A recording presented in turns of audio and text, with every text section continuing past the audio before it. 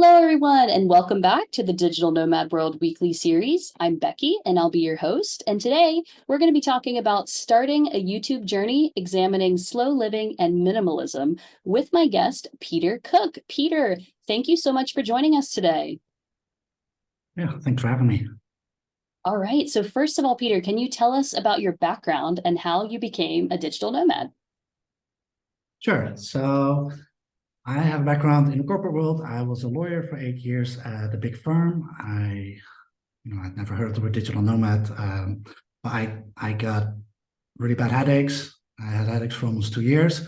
So that really affected me personally. And when I finally got back onto my feet, I was like, I don't think I want to keep doing this career for the rest of my life. So I had saved up quite a bit of money so I could pursue my dream of travel for 1 year. And I did that. And my original plan was to just go back to the Netherlands, where I'm from, find a different job in law, maybe at a company instead of at a law firm, and figure things out. But while I was traveling, I spent most of my time in Thailand, and I met people that lived there. They weren't only digital nomads, some were also English teachers, but they all had a way of making a living there, and they could base themselves there. And that really got under my skin. I was like, man, this is so much cooler than doing what I was doing before. So yeah, I ended up staying. I never got back into law, and I slowly found my way into the digital nomad world. All right. Well, I do want to ask, like, after that time in Thailand, you now have a YouTube channel that we're going to talk about, but can you give us a couple of highlights of some things that you've tried on the way to what you're now doing, which is YouTube? Yes, because I definitely didn't start with YouTube. So where do I start? Initially, so I lived on Koh Phangan for a year, which is an island in Thailand, and I did a lot of yoga there. I even think I have like 1,000 hours of yoga teacher training under my belt, more than some of actual yoga teachers out there. And when I was done with those trainings, I had to ask myself, do I now want to teach yoga like some other people in my class wanted? And I realized, no, I really did this out of personal interest because, when I had these headaches, like I had to do a lot of self-reflection. I learned about meditation, and that was always for the purpose of getting back into law. But now that I had left that behind, I just really wanted to, I was doing a lot of soul searching basically, and it was helpful for that. But pursuing it as a way of making a living, it's not something I felt drawn to. So then I started looking into so how can I make a living online? I moved to Chiang Mai. I worked from co-working spaces, and I did a number of things. I started with dropshipping. I did set up a store, but it wasn't really for me. I didn't like the customer service part, and my business wasn't very successful. I'd never been an entrepreneur, so I had to unlearn a lot of the perfectionist tendency I had. Like I remember I spent days on the perfect color combinations on my website, which makes it doesn't matter when your product isn't profitable. So yeah, I'm glad I went through that, but the dropshipping was with me. I then moved on to creating some courses. I had a couple of jobs. I worked for Amazon company for a SaaS company for Amazon sellers. I worked for a podcast booking agency. And what I've been doing for the last 6 years is selling books on Amazon. That is a business I still have. But a couple of years ago, I started a YouTube channel. So those are the two things I do right now. Thank you for taking us through that, because I know a lot of people watching these videos that are thinking about becoming digital nomads, they just hear what someone's doing now and they're like, okay, I'll jump into that. But for everybody, it's a different journey. And now you have come to YouTube. And so can you tell us about your YouTube journey around the ideas of slow living and minimalism? Yeah, so it's not the first YouTube channel I started. I always liked making videos. Like it started with creating some courses for Udemy. I didn't have a camera. I didn't have any proper setup. I actually rented a studio in Chiang Mai to record everything there. I just really loved it, and I edited everything myself. Then later, when I worked for the SaaS company for Amazon sellers, I made a lot of tutorial videos. So I had some experience with making videos. And then for years, I didn't do anything with that. until, I was getting a bit bored of my publishing business and I play guitar. I was like, why don't I always watch these guitar YouTube tutorials. I could do some of that, right? So I created a channel. It's still up. It's called Left-Handed Guitar Dude because I'm left-handed and I play guitar. And I Do guess I'm a dude. left-handed guitar. Yeah. So yeah, I made a couple of videos, but I realized, man, this is way too much work for each song that I did. Like I first had to learn the song, then I had to transcribe it, which took a lot of work. Then just making that into a tutorial that is helpful for people, it just took so much time. And I was following some other YouTubers in the guitar space, and they had big channels, and they were constantly talking about their monetization issues they had because they're using copyrighted songs, and constantly their videos got flagged and they would lose the monetization on those channels. So I'm like, it just seems like a difficult road ahead. It's not what I had in mind when I first started, so I let that go. And then I didn't do YouTube for 1.5 years, but I was in a mastermind with, maybe you know, with Kristen Wilson from Traveling with Kristen. And for 3.5 years, we were in the mastermind, and I saw her grow her channel from less than 1,000 subscribers to now, I think it's over 160,000 subscribers. So yeah, that was really impressive. I saw the work that went in, but I also saw, the success she got. And it sparked something in me like, oh man, I think I want to pursue that again. So that's why I started a new YouTube channel, and it's about slow living and minimalism. And we could talk about more about that if you want. Right. Yes. And are you still editing all of your own videos and doing like the SEO and hashtag research yourself? Yes, I do everything myself. I think SEO and hashtags, especially the tags, like they're overrated. It's not what Yeah. makes your channel grow on YouTube. What makes your channel grow are good videos. Are people clicking on your thumbnail and title? Like those two things, they basically, you have to sell the click, as they say. And if people are intrigued enough to click, then you have to deliver on the promise of the thumbnail and the title. Those things are important. But ultimately what matters is, are you making really good videos? Yes, I think that the quality, as you said, is always going to be what's bringing people back. So let's talk about slow living and minimalism. First of all, slow living, like what draws you to this topic and how can we live a slower lifestyle? Yeah, so I think what draws me to that is my experience having worked as a lawyer and the headaches I had. Like those headaches were stress related. I remember the first time that headache came on, like I was working for this client and the particular project was going to be over and then it wasn't. And I remember looking at this IT contract and thinking like, I can't believe I'm doing this work again. And then this headache started and it just wouldn't go away. I'd never had headaches like that before. So eventually that was lifted from me, but that was such a life-changing experience for me. Like I never want to get back to that situation. So that's why initially I was drawn to yoga and doing a lot of meditation. And at some point I read a book, In Praise of Slow by Carl Honoré. And that's a book, I think it was published in 2005, but I only read it 2017. And it talks about slow living movement, how as a society we're addicted to speed. Everything has to be efficient. We're just trying to get more productivity squeezed out of our time. He argues that we're addicted to that speed, but a lot of things benefit from taking it slower. And it doesn't mean that everything needs to be slow, but slow living is something, the way I see it, it's a counter movement to the pendulum swinging too far to one side, the fast side. And by embracing some slow living practices, we can bring back balance to our lives. So it's not about like I like certain things to go fast. Like we couldn't do this interview without fast internet. When I want to travel somewhere, like I'm glad I don't have to walk there. I'm glad I can take the plane and we can get there fast. But other things, they benefit from taking it a bit more slow. Like for instance, creating these videos, a lot of thought goes into that. I don't just like turn on the camera and start talking. Often I think about an idea and I write it down somewhere and then I'll just let it sit. And then a week later, I revisit it. And it's like, it's marinating. And the final product is better as a result.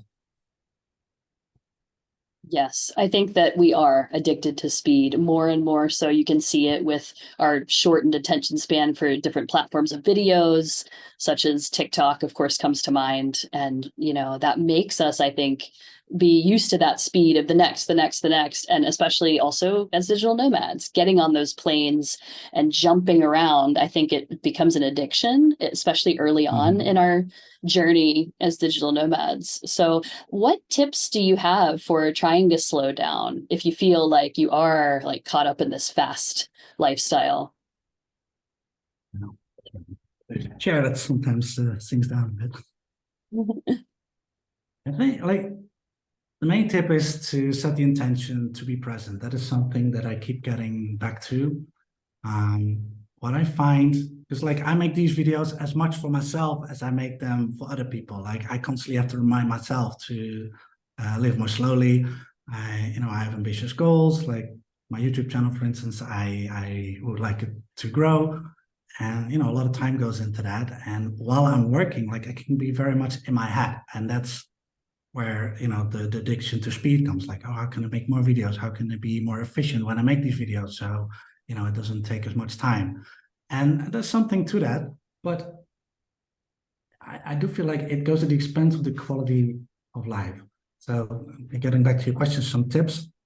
One thing that I've started to do is become a tourist in my own city. Like I find that when we're traveling, when we're elsewhere, everything is new. You get your travel guides or your blogs or videos that people made about these cities, and you do the touristy things. In our own city, we never do this. But there's so many cool things in our own city that we can go to, right? Like museums, cultural events.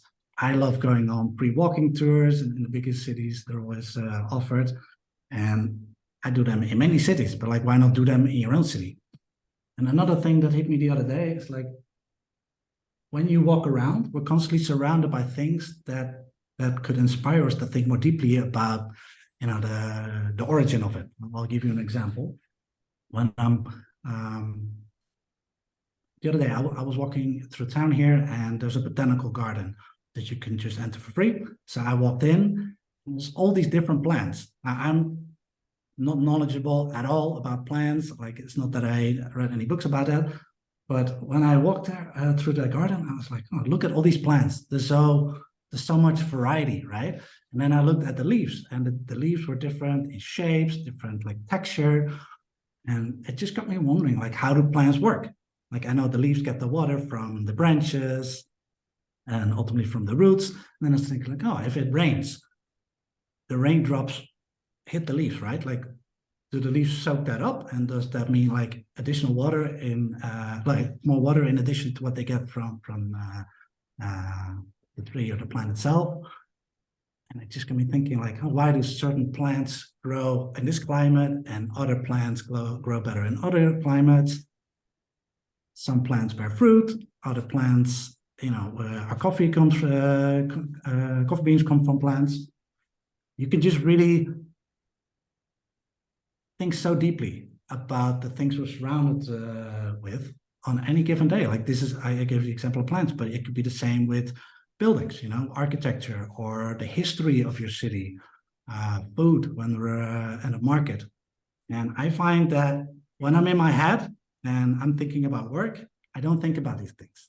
So I have to set the intention to be present to really open my mind and look around. And yeah, being a bit more slow helps with that. Because if I'm just going, like, let's say I'm going to the supermarket and I just want to get it done with, I go like super fast. Maybe I'll even listen to a podcast. Like I'm not aware of my surroundings at all, right? I'm just like going from A to B, get done what needs to be done, and go back home. But when I instead take it a bit more slow, take it a bit more slow, don't wear my headphones, just look at my surroundings and maybe take the long way back home, my experience is so much richer and it's really rejuvenating. So I get to do the thing that needs to be done, like I do the groceries, but I also get to have a rejuvenating experience, which actually, is good for my health. And when we're talking about productivity, it's also good for productivity because it keeps you relaxed and it keeps our life balanced, which in the long term makes whatever we do for work sustainable. Thank you for sharing something that is so replicable in no matter where we are, and just slowing down and looking and really like taking the time to think about where we are. That's so powerful. And how has minimalism, do you think, played into this as well? How does it connect with slow living, and why also did you become a minimalist? Yeah, so that actually became before my interest in that came before my interest in slow living.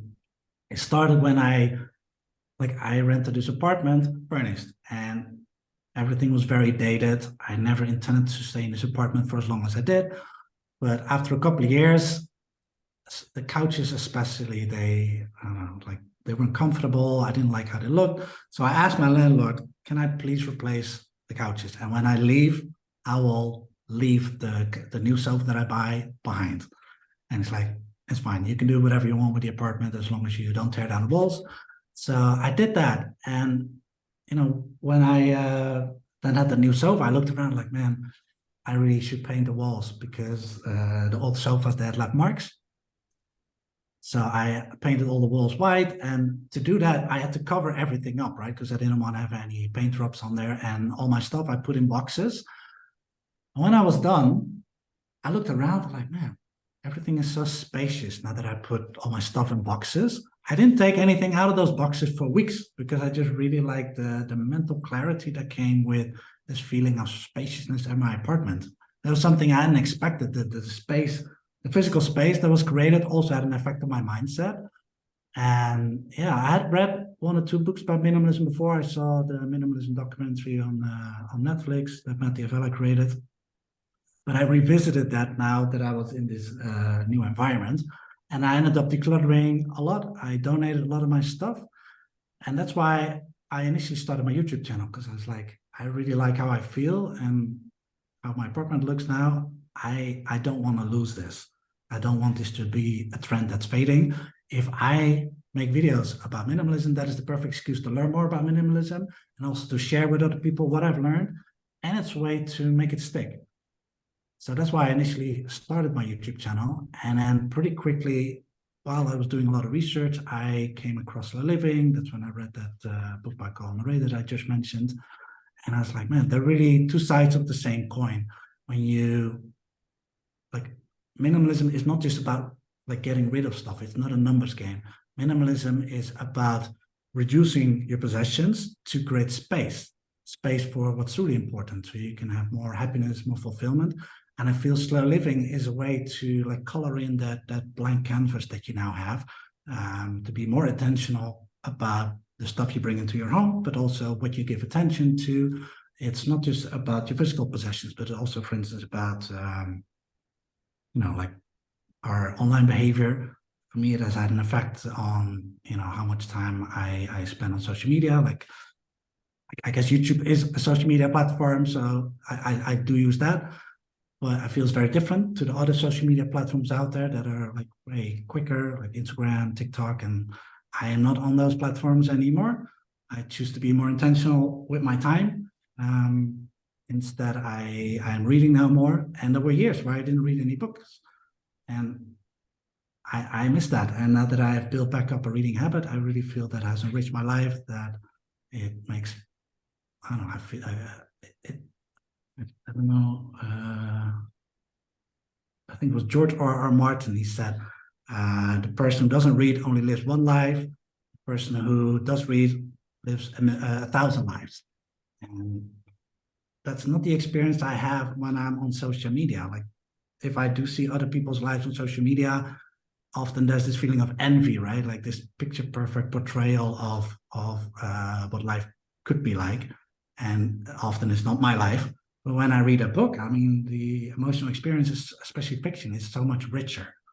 That's something I never thought would be the result of me becoming a minimalist, but it has affected all parts of my life. Interesting you say that, because I just realized, yeah, I don't feel FOMO when I read books, but why do I feel FOMO on just about any social media platform I'm on? Is it because I'm Right. looking at photos of people who I think I could easily be, but maybe books, it doesn't feel that way? It's an interesting thought. I feel like, don't even have to go that long. Like I grew up, like I'm in my 40s. I grew up before internet was a thing. And, like there were a couple of magazines where you could read about celebrities' lives. But other than that, you're mostly influenced by the people in your environment, right? But now we have access to potentially access to everyone's life, everyone who's willing to put it out there. So it can seem that, you have so many people that have millions of followers and they live the dream life. I don't think it's healthy. Like it can seem like everybody is having, like everyone has that amazing life and you're the only one who doesn't. Whereas I think that's actually not true. It's just because you have access to way more people than before that are willing to portray their life and it's they're portraying it in a certain way, right? Like they're trying to build a following themselves. They're not building a following with boring stuff. Like they're taking pictures with the yachts and in the beautiful travel destinations. And there's nothing wrong with that. But if we want to project it onto ourselves and think like, oh, my life has to be like this for it to be successful, and otherwise my life sucks, I think that's unhealthy. And that's one reason why I'm not on social media as much as I was before, because I noticed that effect on myself. And when I read books, like it's completely different. Like there's such a richness in the different characters in books, and in fiction books, a lot of people have struggles, which I can relate to, and it's just really interesting to see how that particular character tries to resolve that emotional struggle that they go through. So yeah, very different. Yeah, and I think that would be one of the biggest tips towards fighting FOMO and getting more slow and intentional with life is to, reduce your time on social media and also, go towards the more analog, like you said, start reading more books. Do you have any more tips? Because that's a really powerful tip towards, slowing down and like getting hopefully to a better mental state as well. What other tips would you have for trying to be more intentionally slow and minimalist and fighting this FOMO that's out there? Yeah. Yeah, so many things. I love to walk. I much prefer walking somewhere than taking a car. I don't even own a car, but like taking a taxi or the bus.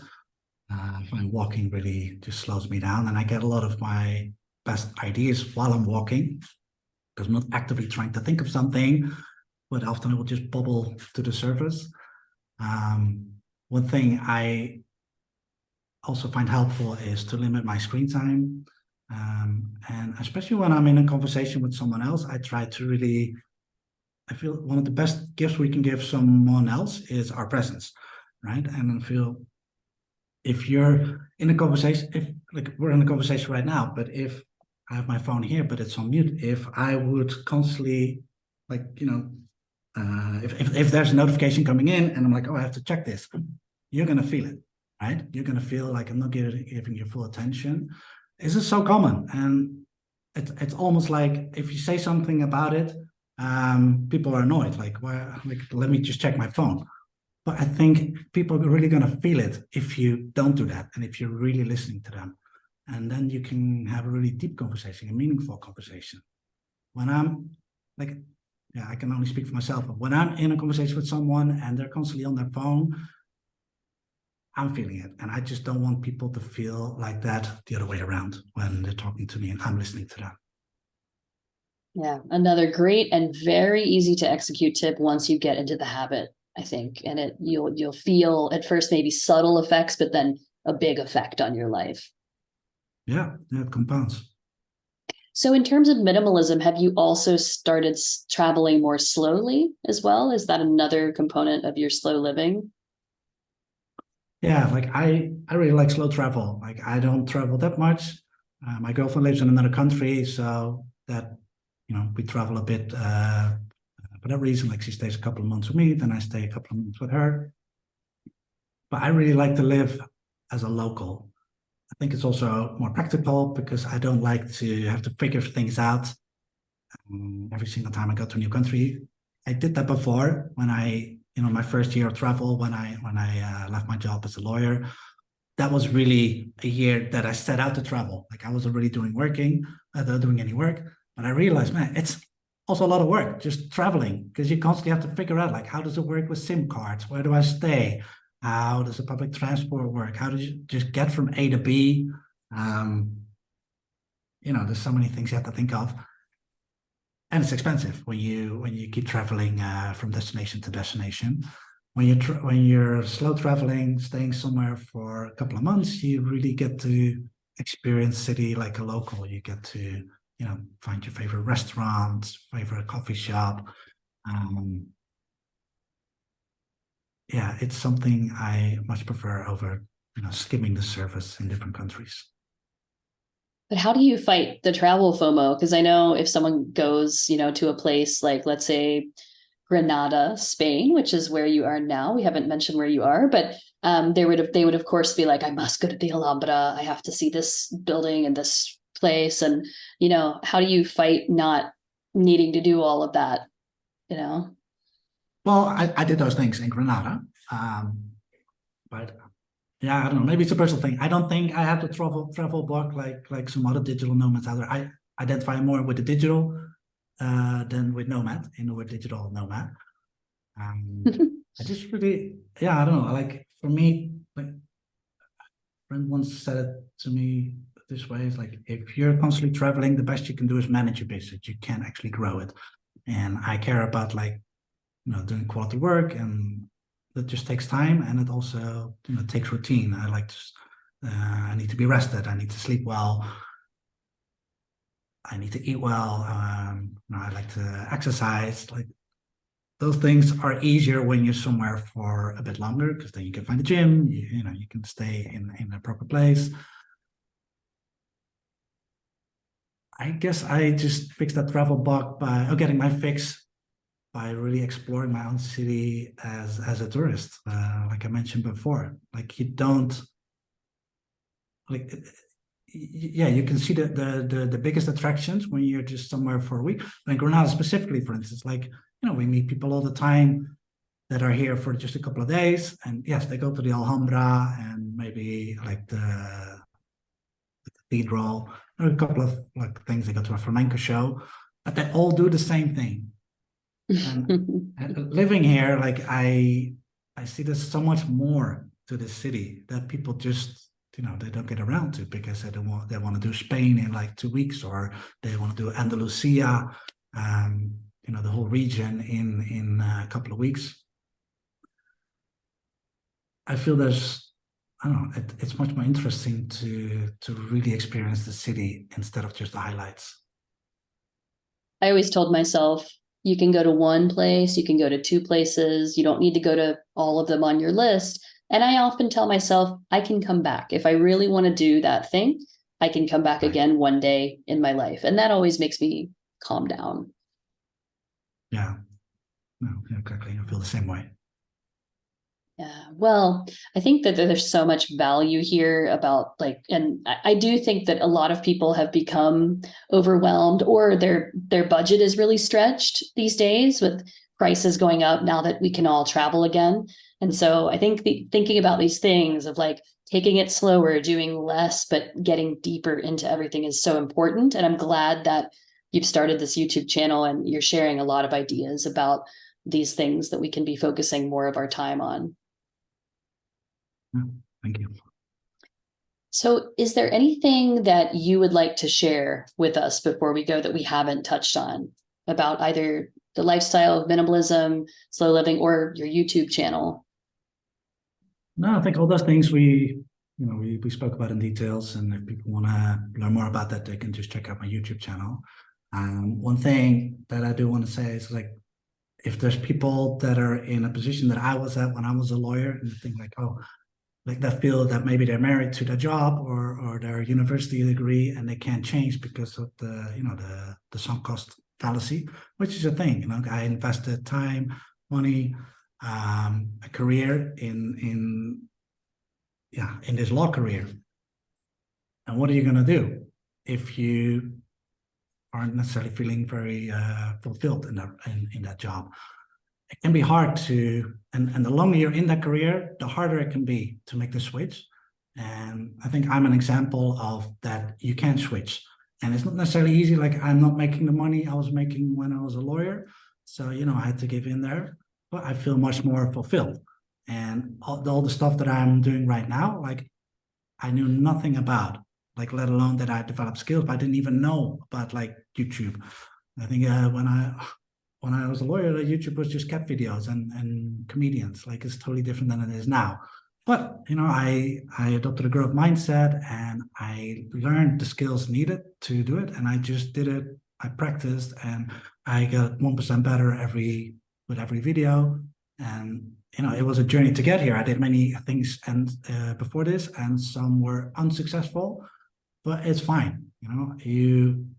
It's all part of. There's no failure. I feel those are just stepping stones to ultimately being successful in something. Like, one metaphor I like to describe this is, it's like climbing a stairs. It is very steep. You can't really see where it's going. It's so steep you can only see the next step. But when you're on the next step, you can then see the step after that. And you just got to keep on climbing. And then when you're at the top, you look back, you can see how all those steps are connected. But when you were at the first step, you had no idea that step 10 was going to be what it is. And that's definitely true for my journey so far. I think the worst thing you can do is to not climb, because you're afraid of what the next step might be like. That is so powerful. Thank you for sharing that, Peter. And everyone, please go and check out Peter's YouTube channel, Peter Cook. And I'm sure you're going to find benefits. And there's a lot more wisdom, but this is just a preview. Yeah, let me just add to that. Like, there's an actor by the same name. If you look for my name, you probably won't find much. But if you type in "I am Peter Cook," which is my channel name, then you'll find it. Thank you. Yes, for that too. I was putting in Peter Cook Slow Living and I was finding you, but yeah, you have a very common name, I will say. So I'm glad that you've made this distinction. Thank you. And we're going to, have a link too. I was thinking, like, oh, should I change my name? But I'm like, it's my name. If this channel is going to grow, eventually people will find it by my name, and like, people will find the videos because